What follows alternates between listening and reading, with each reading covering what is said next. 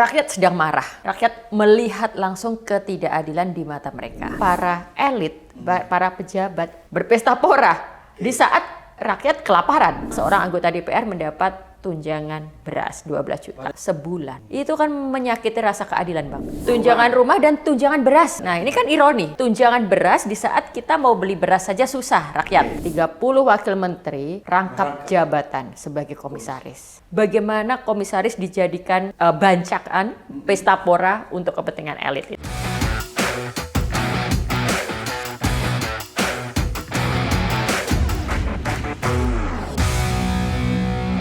Kembali bersama saya di Abraham Samad Speak Up. Netizen, hari ini saya menghadirkan tamu yang luar biasa nih, jauh-jauh datang dari Jogja. Sahabat saya, Oki Madasari. Assalamualaikum. Halo, waalaikumsalam, Bang. Sehat, Mbak Oki? Sehat. Netizen, Mbak Oki ini sosiolog dan sastrawan. Wah, ini luar biasa. Mbak Oki, ada 3 fenomena nih. Pertama, fenomena yang akhir-akhir ini terjadi cukup menggelisahkan kita ya. Ketika ada beberapa daerah yang menaikkan PBB P2, itu ada gejolak di Pati dan di Sulawesi Selatan di Bone, merenggut korban. Kemudian kemarin di awal bulan Agustus ketika mau 17-an Agustus ada fenomena One Piece. Ya. Kemudian yang ketiga ada fenomena kegaduhan ijazah Pak Jokowi. Oke. Tapi kita masuk ke fenomena yang pertama tadi, PBB. Kita lihat ada Pati bergejolak sampai menghasilkan usulan pemaksulan terhadap Bupati Pati ya. DPR-nya meminta dimaksulkan aja. Tapi yang lebih parah Mbak, kalau kita lihat di Kabupaten Bone, di Sulawesi Selatan kemarin itu sudah banyak yang ditangkap. Bahkan ada korban karena ribut kan. Menurut Mbak Oki nih dari kacamata sosiologinya, ini kan mungkin apa ya, reaksi dari masyarakat yang sedang mengalami kesulitan. Ya.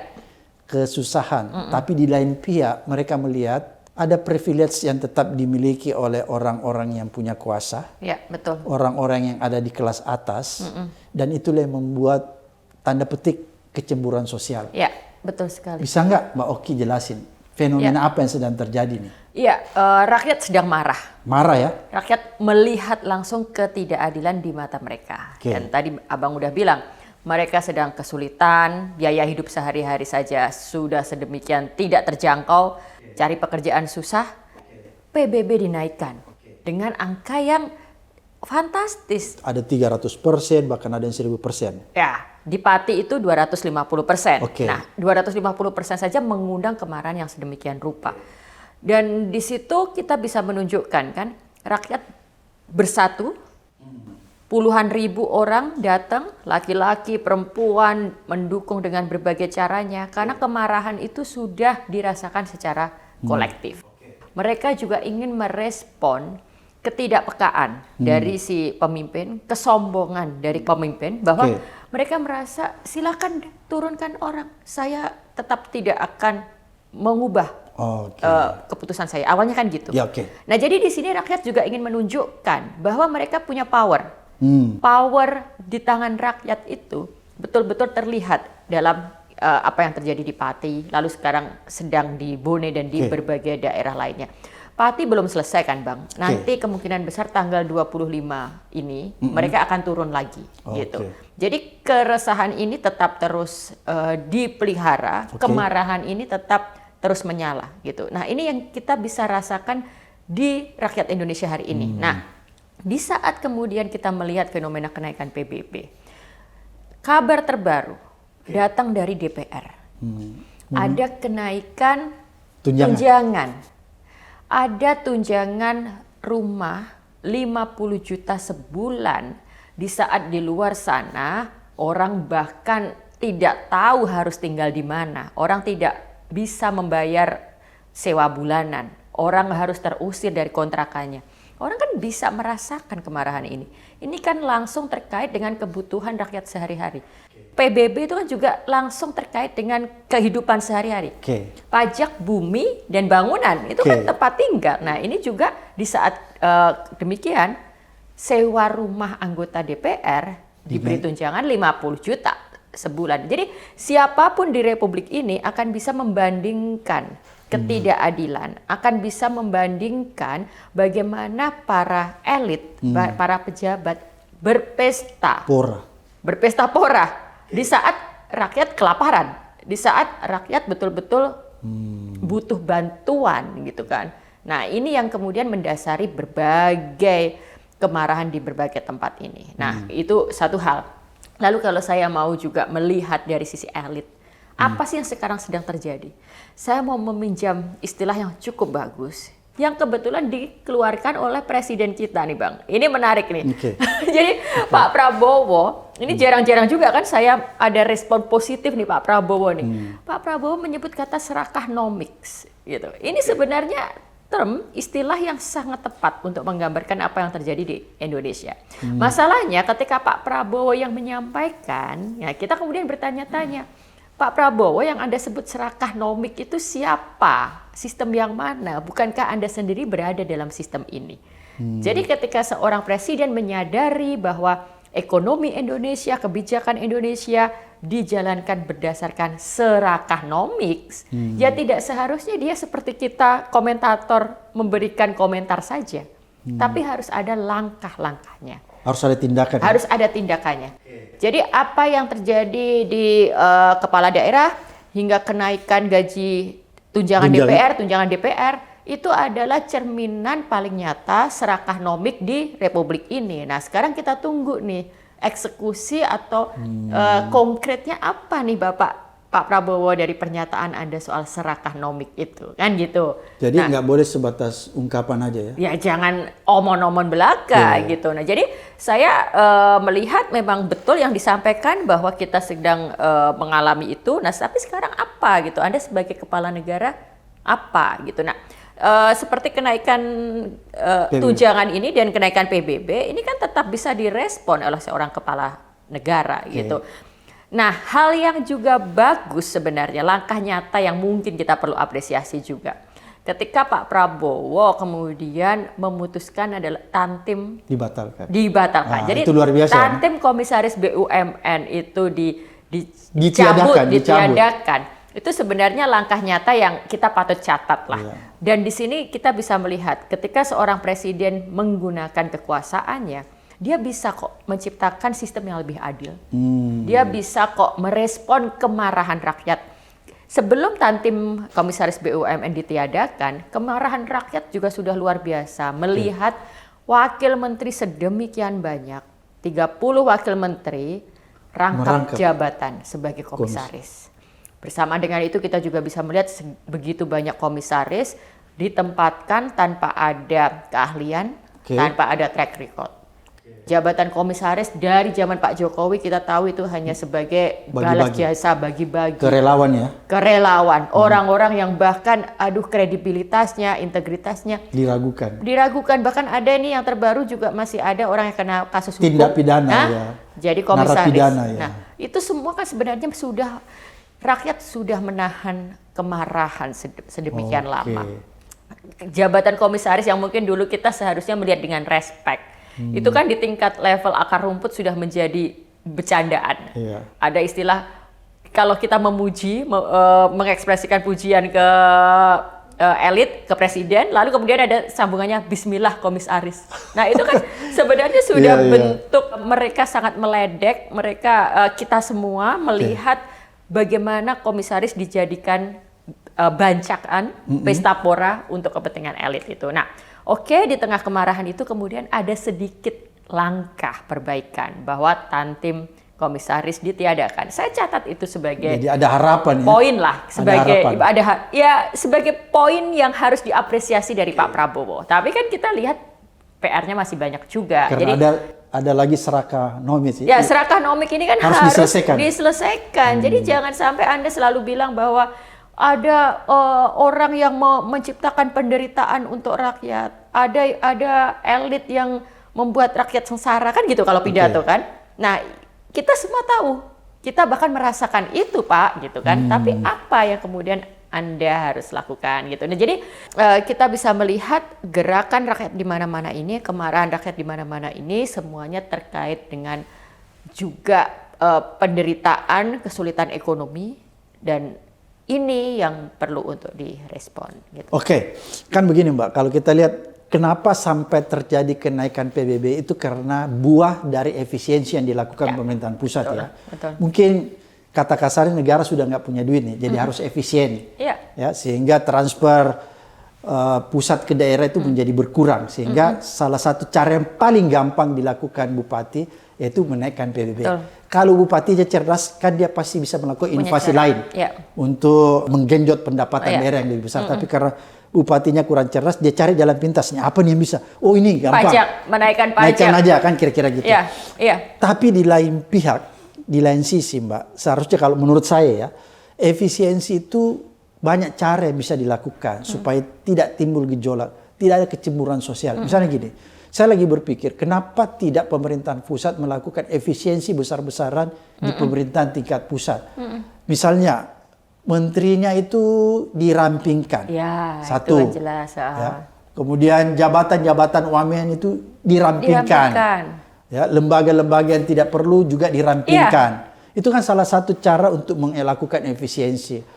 Terus acara-acara yang tidak terlalu membawa manfaat yang signifikan, yang untuk kepentingan orang lain tidak usah dilakukan. Tidak usah. Tapi ini kan tidak. Rakyat melihat kok pejabat bisa berpesta pora tapi mereka susah makan. Tadi Mbak Oki katakan DPR ini nggak punya sensitivitas. Orang lagi nggak bisa makan tiba-tiba mengusulkan kenaikan tunjangan perumahan. Tunjangan rumah dan tunjangan beras, Bang. Nah, ini kan ironi.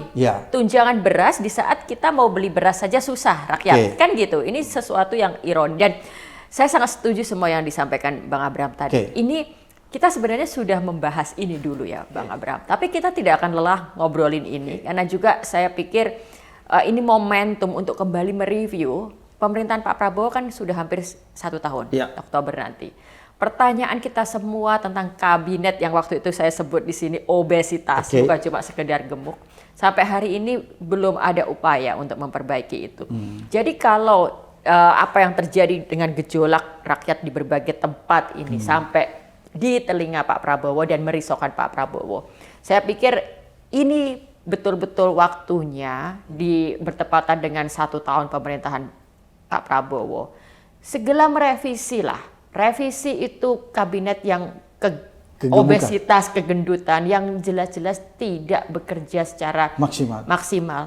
Bahkan kita tahu beberapa kementerian sebenarnya juga tidak bisa mencapai performance yang kita harapkan. Pekerjaannya apa kita tidak tahu. Nah itu minimalkan. Wamen-wamen minimalkan.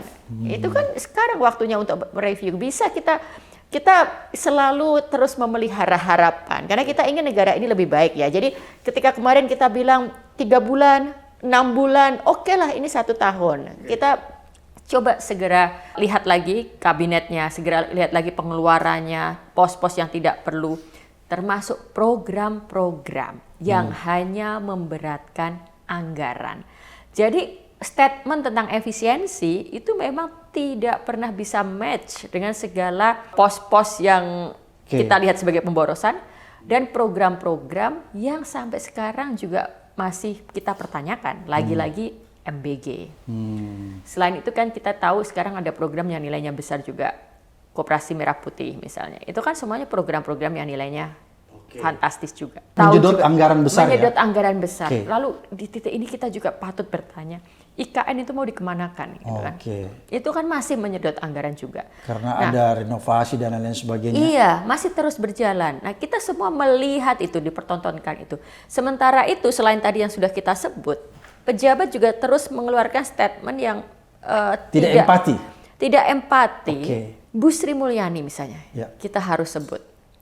Dia jelas-jelas ketika ada melihat bahwa gaji guru rendah, gaji dosen rendah gitu kan. Pada sebuah kesempatan dia mempertanyakan gitu, apakah masih harus itu sepenuhnya dibebankan pada negara gitu kan. Saya nggak tahu apakah itu kepleset atau dipelintir atau gimana, tapi ada videonya menyampaikan itu, pidato itu. Nah, kemudian ketika itu diungkapkan di situasi hari ini, ya patutlah rakyat marah. Patutlah orang mempertanyakan, untuk urusan gaji guru dan dosen aja, pemerintah begitu hitung-hitungan. Tapi ketika bicara tunjangan untuk anggota DPR, mereka begitu royal. Untuk gaji wamen, gaji bahkan ya komisaris kan yang dilepaskan baru tantim ya, gaji lain lagi gitu kan. Gajinya tetap besar iya, lah. nah itu masih dibiarkan gitu. Nah, rakyat bisa membandingkan itu dan itu dikeluarkan dari statement Sri Mulyani. Lalu ada lagi Sri Mulyani juga mengeluarkan statement bahwa zakat, nah itu sama dengan pajak gitu. Jadi intensinya itu seperti mau memerah rakyat gitu loh. Itu yang dirasakan oleh rakyat saat ini, Bang. Kan kita bicara tentang sosiologi masyarakat, itu kan kita sedang berusaha memahami apa yang sedang terjadi, apa yang sedang dirasakan. Dan akarnya di mana? Nah, akarnya adalah segala kesulitan hidup bertemu dengan ketidakadilan yang dipertontonkan, ketimpangan yang semakin besar, ya marahlah itu. Diekspresikanlah segala gugatan itu. Itu yang sedang terjadi ya. Jadi kan saya melihat begini Mbak Oki ya, bahwa pemerintah ini melihat bahwa ini ada problem nih, problem ekonomi yang harus dihadapi segera mungkin ya. Keterbatasan, maka dia harus melakukan efisiensi. Tapi cara mereka menurut saya mencari cara yang gampang, naikkan pajak dan lain sebagainya. Padahal kan harus ada cara-cara yang lain yang lebih bijak dan tidak membebani rakyat. Kira-kira seperti itu ya. 80 tahun nih Indonesia sudah merdeka nih, Mbak Oki ya. Terus ternyata penyakit itu penyakit yang berulang-ulang dari tahun ke tahun. Menurut Mbak Oki, apa sih yang sebenarnya salah dalam penanganan ini? Sehingga penyakit itu dari tahun ke tahun tidak bisa diselesaikan. Padahal kita udah 80 tahun merdeka, penyakitnya masih sama. Ya, memang berarti kan itikat seorang pemimpinnya belum terlihat di sini untuk betul-betul memajukan kita. Untuk betul-betul prioritasnya adalah kemakmuran rakyat. Berarti Mbak Oki mau bilang harus ada skala prioritas ya? Skala prioritas, dan memang kita harus melihat itu semua bermula dari tekad pemimpin. Dia betul-betul punya tekad tidak untuk meningkatkan kesejahteraan rakyat. Dia punya upaya tidak untuk itu. Ketika seorang pemimpin di level daerah untuk meningkatkan, bupati gitu ya? Di level daerah dia harus menaikkan pendapatan. Lalu gimana caranya pajak? Itu kan berarti dia tidak berpikir memajukan rakyat, tidak berpikir mensejahterakan rakyat, tapi pikirannya hanya sebatas menaikkan pendapatan, gitu kan? Nah, di level nasional agar bisa juga melakukan seperti itu. Pembangunan. Nah, Kira-kira gitu. Jadi gitu ya? hanya memang ngumpulin pundi-pundi, ngumpulin uang gitu. Walaupun itu tidak salah, memang pendapatan harus digenjot di mana-mana. Tapi kan semuanya tidak mau berpikir apa yang terbaik. Kebetulan tadi saya juga sedang berdiskusi ya, Bang. Misalnya saya tahu ada yang namanya pajak karbon. Nah, itu ternyata kita udah punya undang-undangnya. Betul. Tapi belum dilaksanakan. Betul. Salah satu alasan yang dikemukakan ternyata katanya karena ekonomi lagi nggak baik-baik aja. Nah, ketika untuk pengusaha besar, kenapa pemerintah sedemikian lemah?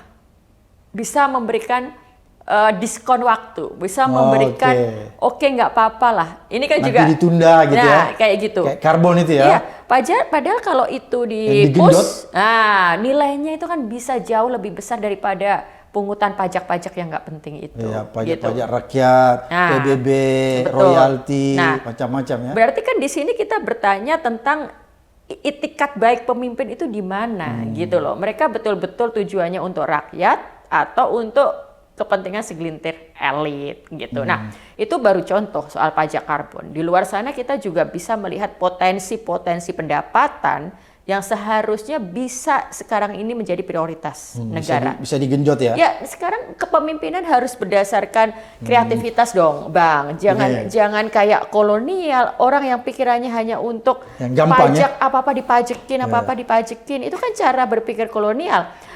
Dan mau nggak mau, kita harus prihatin juga karena sekarang statementnya Bu Sri Mulyani sering ke arah situ kan. Ini akan ada ini pajak gitu. Itu kan cara berpikir orang yang tidak mau berpikir gitu loh. Nggak mau bekerja ya, keras. Tidak mau bekerja. Ada kabar baru juga. Nah, ini juga saya melihat kok beruntun terus gitu. Rakyat itu terus bertubi-tubi menerima kabar buruk. Kabar buruk dari negara gitu. Dan semakin susah, Mbak. Semakin susah dan langsung berkaitan dengan kehidupan sehari-hari. Iuran BPJS konon akan dinaikkan juga. Nah, buat rakyat, kesehatan, pendidikan ya tadi pendidikan kan sudah disentuh dengan guru dan dosen. Lalu kebutuhan hidup sehari-hari ini kan 3 hal yang krusial. Termasuk pajak bumi itu kan juga bagian dari itu semua. Kok malah ini yang diganggu gitu. Seharusnya kan pemimpin bisa melihat lebih luas, bisa melihat lebih strategis, lebih kreatif, lebih inovatif. Mana yang harus dijadikan sumber pendapatan di level daerah nih. Daripada berpikir soal pajak PBB. Kan kita bisa melihat nih aset-aset daerah yang bisa dimaksimalkan. Potensi-potensi. Ya, potensi-potensinya digali, kita mana yang bisa untuk kerjasama. Mulai dari pariwisata lah, apalah. Itu kan yang harus dipikir. Harus lebih kreatif kira-kira gitu, Mbak. Betul. Ya. Oke. Saya mencoba menganalisa lebih jauh ya. Apakah fenomena-fenomena yang akhir-akhir ini terjadi, ini kan menimbulkan gejolak ya. Kira-kira gitu kalau bahasa sosiologinya. Betul. Menimbulkan gejolak di tengah-tengah masyarakat. Jadi ada reaksi. Sehingga ada gemuruh yang menghentakkan kita. Dan gemuruh ini nggak bisa dibiarkan. Karena dia akan bisa memicu suatu tindakan, suatu peristiwa mungkin yang lebih dahsyat lagi kalau tidak dikanalisasi lebih baik. Kira-kira gitu ya. Apakah Mbak Oki tidak melihat bahwa rentetan, saya memakai istilah, rentetan peristiwa ini bukanlah rentetan sebuah skenario yang diciptakan oleh oknum-oknum tertentu untuk mendiskreditkan pemerintahan Prabowo. Agar supaya di mata publik, pemerintahan Prabowo ini dianggap tidak berhasil. Apakah kira-kira ada skenario ke sana kalau menurut Mbak Oki? Oke, begini, saya tidak mau berspekulasi, tapi saya mau bilang begini. Pak Prabowo, jika kemungkinan ini memang ada, berarti Anda harus mengambil langkah dong. Nah, kayak gitu. Jadi sebagai seorang presiden, Pak Prabowo harus sadar apapun gejolak yang ada di masyarakat ini punya potensi untuk mendiskreditkan kepemimpinannya. Jadi di sini dia harus merespon semuanya dengan cepat. Tapi gini juga, Bang Abraham, yang menarik. Karena kan ini tiba-tiba muncul semua, makanya saya pikir. Kenapa berentetan? Gitu berentetan. Kalau menurut Mbak Oki gimana tuh? Apa ada skenario tertentu? Ya. Oke, saya betul-betul bisa jadi memang ada. Karena kan ini politik ya, Bang. Politik di mana orang ada kepentingan untuk kekuasaan. Mereka ada upaya untuk selalu menggoyang kekuasaan yang berkuasa, dan bagi saya ini sesuatu yang wajar terjadi. Jadi dalam kekuasaan apapun, di dalam rezim apapun, pasti akan ada kelompok-kelompok yang berusaha untuk menciptakan gejolak. Paling tidak mendiskreditkan ya? Mendiskreditkan, yang tujuannya memang untuk mengganggu kekuasaan. Yang tujuannya memang untuk mencorek kekuasaan. Itu pasti ada. Namun di satu sisi, kita juga harus tetap melihat ada memang ketidakmampuan dari kepemimpin-pemimpin kita sendiri hari ini, baik itu di level daerah, level menteri, hingga level gubernur, hingga level presiden, yang akhirnya menimbulkan gejolak itu. Jadi 2 hal ini nyata ada gitu. 2 hal ini nyata ada, tidak bisa kita kemudian mendinai salah satunya. Jadi kita nggak bisa bilang bahwa ini ada skenario orang yang menciptakan gejolak gitu. Tak berarti yang ketidakmampuan memimpin ini sebenarnya nggak ada gitu. Nggak bisa. Dua-duanya bisa terjadi. Jadi saya nggak bisa bilang ini gejolak sengaja diciptakan nih di daerah-daerah tiba-tiba naik PBB supaya ada gejolak. Nggak bisa bilang begitu ya. Saya yang tepat adalah upaya menciptakan gejolak itu ada. Tapi itu bukan berarti itu menjadi sumber satu-satunya gejolak. Bukan berarti hari ini. itu tidak ada masalah di sana gitu ya kira-kira. Jadi saya malah melihat, nah ini kan kita coba berspekulasi dan menganalisis ya. Jadi Bang Abraham kan melontarkan satu pemikiran atau hipotesa, satu kemungkinan. Apakah semua yang terjadi ini ada orang yang mendalangi, ada orang yang mengompor-ngompori, mendesain sehingga akhirnya terciptalah itu semua yang mendiskreditkan Pak Prabowo gitu kan. Saya akan berkata bahwa yang seperti itu akan selalu ada, tapi itu tidak akan mudah berkobar, tidak akan bisa melibatkan banyak orang kalau memang sumbernya tidak ada. Kalau tidak ada akar masalahnya. Kenapa yang seperti ini terjadi? Yaitu pertama adalah ada ketidakmampuan memimpin. Memang ada blunder-blunder statement. Ada kenaikan tunjangan DPR. Itu kan jelas Fakta. nyata, itu fakta. Oke. Ada kenaikan PBB, itu jelas fakta. Bukan skenario ya? Bukan. Oke. Lalu kemudian di satu sisi kita juga melihat bahwa rakyat sedang kesulitan hidup, rakyat susah mendapatkan pekerjaan, Oke. susah memenuhi kebutuhan, itu juga fakta. Bahwa ini kemudian ditunggangi atau dibesarkan oleh pihak tertentu untuk mendiskreditkan kepemimpinan sekarang, bisa jadi. Tapi lagi-lagi itu semua tidak kemudian semata itu, tapi kita harus melihat fakta sosialnya. Oke. Fakta sosialnya memang ada ketidakmampuan di level-level pemimpin kita, ada kesulitan ekonomi yang dihadapi rakyat, ada kemarahan rakyat yang kemudian mungkin disulut. Nah, gitu. Berarti kemarahan itu diakibatkan rasa ketidakadilan, kira-kira gitu, Mbak? Ketidakadilan, ketimpangan sosial yang semakin nyata, Semakin lebar ya? Semakin lebar. Apakah fenomena yang terjadi kemarin ketika menjelang 17 Agustus bendera One Piece itu juga bagian dari perasaan ketidakadilan yang dirasakan rakyat sehingga menimbulkan fenomena Jadi saya selalu melihat gerakan ini gerakan akar rumput. Bendera One Piece kan bermula dari seorang supir truk yang merespon kebijakan, marah. Lalu dari ya udah kalau gitu aku kibarin bendera ini, lalu dibesarkan. Itu kira-kira oleh dia marah karena apa, Mbak? Karena waktu itu yang saya pelajari ada kebijakan yang membuat mereka itu jadi kesulitan dalam hal tumpangan truk gitu. Jadi bukan politik, tapi terkait kehidupan mereka sehari-hari. Nah, berarti kan ini ekspresi rakyat ketika merasa ada kebijakan yang merugikan mereka, mereka marah. Mereka mengkritik itu. Dan bendera One Piece menjadi simbol kemarahan itu. Kadang kan kemarahan tidak harus dengan berteriak, kemarahan tidak dengan serta-merta demonstrasi, tapi awalnya dari itu. Nah, keresahan yang sama kemudian ditangkap oleh tukang ojek. Lalu kemudian dibawa ke media sosial. Akhirnya itu menjadi bahasa solidaritas. Oh ya, kita kibarkan One Piece di mana-mana. Kita kibarkan One Piece di mana-mana. Nah, apakah kemudian ada pihak-pihak tertentu yang semakin banyak bendera One Piece, ayo kita kibarkan gitu. Bisa jadi. Tapi bahwa kemarahan rakyat kemudian disimbolkan, disampaikan lewat bendera One Piece, itu adalah fakta. Itu adalah realita. Gitu. Oke, kalau Mbak Oki melihat apa sih persoalan utama dari ini semua? Apakah masalah ketidakadilan, masalah rakyat semakin terpuruk sekarang, susah makan dan lain sebagainya, sehingga menimbulkan berbagai macam rentetan peristiwa yang terjadi sekarang ini? Ya, dua-duanya ya. Jadi kalau kita bicara tentang ekonomi, bagaimana kehidupan rakyat hari ini gitu.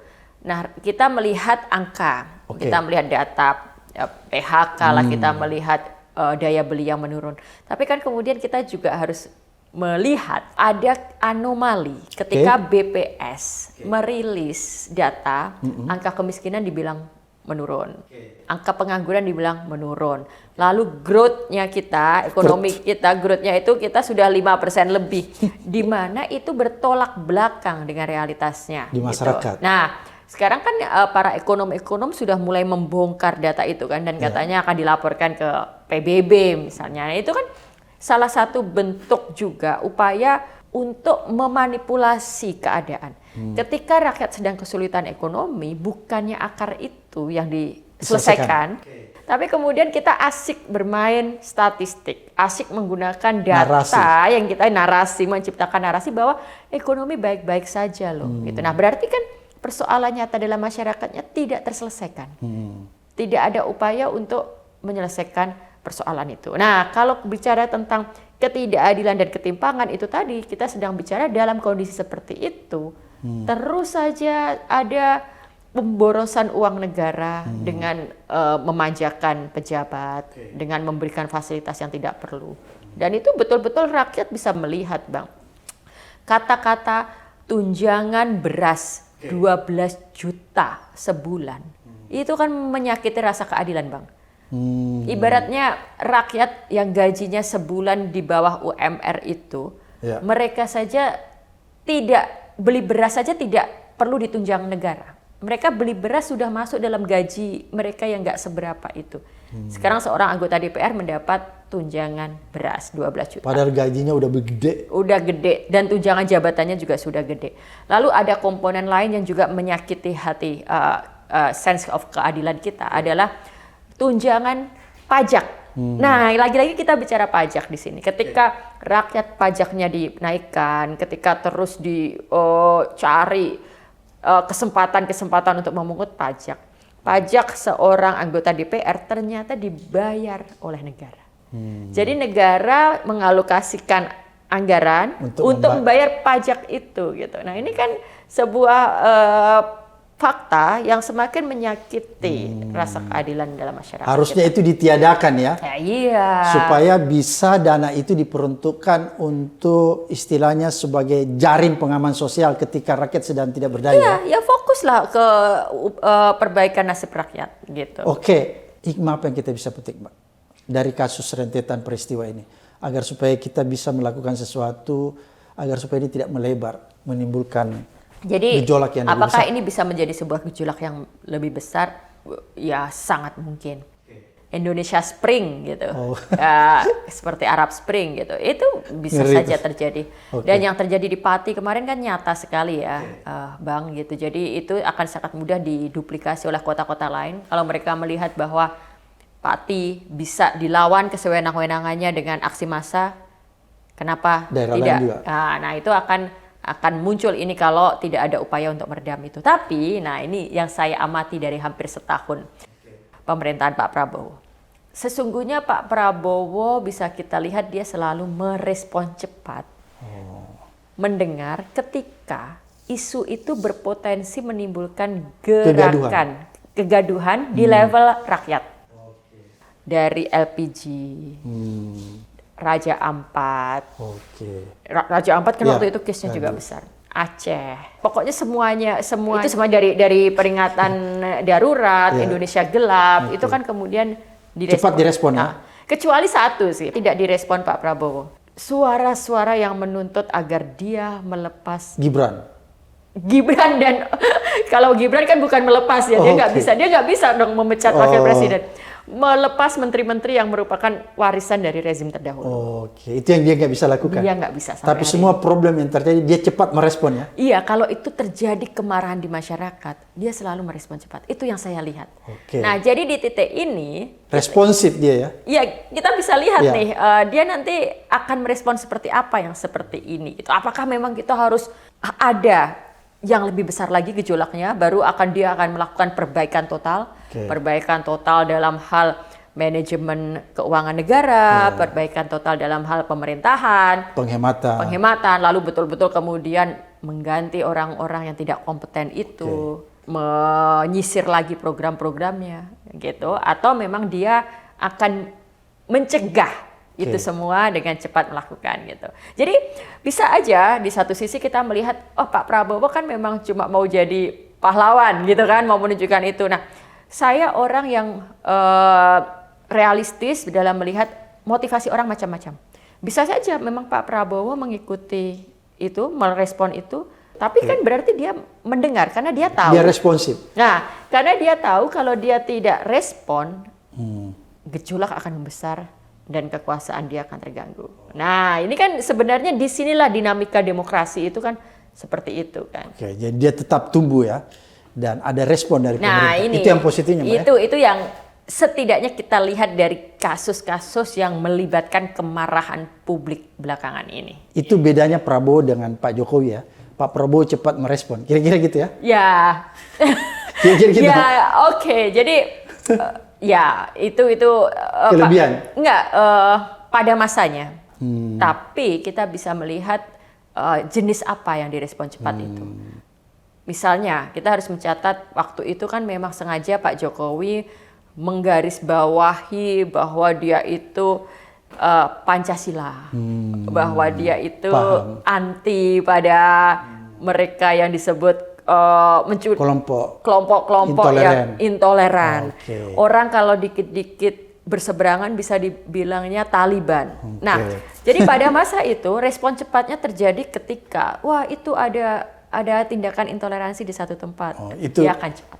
Itu bedanya Jokowi dengan kalau Pak Prabowo ini cepat merespon hal-hal yang berkaitan hajat hidup rakyat. Exactly, ya betul. Ya, saya lihat itu. Ya. Oke, luar biasa Mbak Oki apa yang disampaikan, mudah-mudahan mencerahkan kita ya, mengedukasi kita sekaligus menuntun kita semua nih untuk melihat jalan yang lebih terang yang ada di depan mata kita agar supaya kita tidak tersesat. Sampai ketemu di episode berikutnya di Abraham Samad Speaker.